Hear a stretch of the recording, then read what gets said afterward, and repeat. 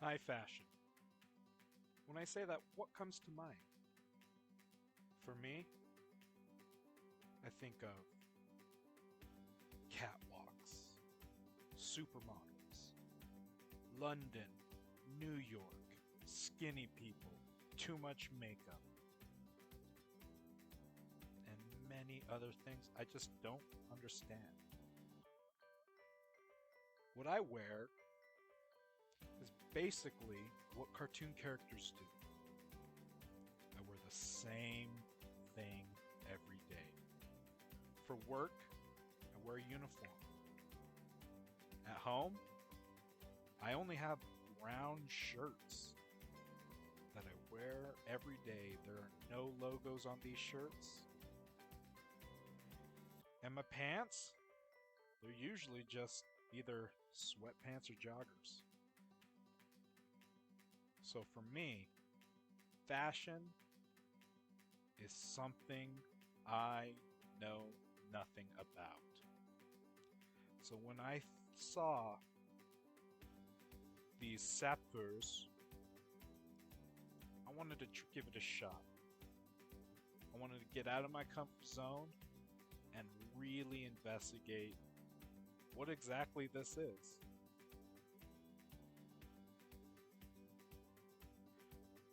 The sources I've used are Wikipedia, a Vice documentary, and I had a friend who is from the Republic of Congo.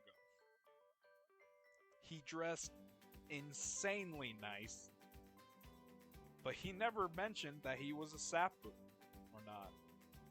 I do have some Liberian friends that also would dress nicely. I'm guessing this is just a African thing to do, but dressing as a sapper is completely different because according to the Vice documentary, they don't wear the same clothing again, or at least in the same combinations. I could go back to the 1800s with some of the history, but I think the more relevant part is when it actually became a popular thing. This happened in the 1970s. There was a guy named Papa Wemba. He was a musician, pop star, but in the 70s. They dubbed him as the King of Rumba Rock, which is, I guess, a type of music. He was extremely positive. He brought a lot of goodness to the country at this time. And because of his influences, it eventually led to this sapper movement. Papa Wemba, he started dressing like this for no particular reason. Besides, he just enjoyed it. He was copying what he saw in London and Paris when he was there for some time.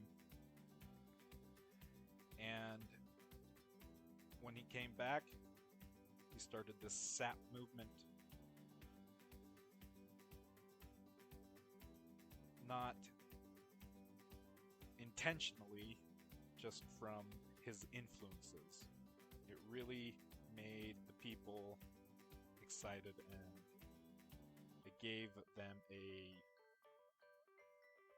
purpose. And with Congo being one of the poorest countries in the world,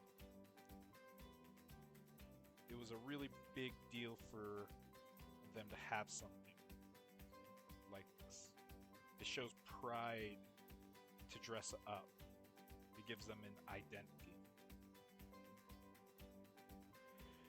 So we're just going to my buddy's house. His name is Chiloba.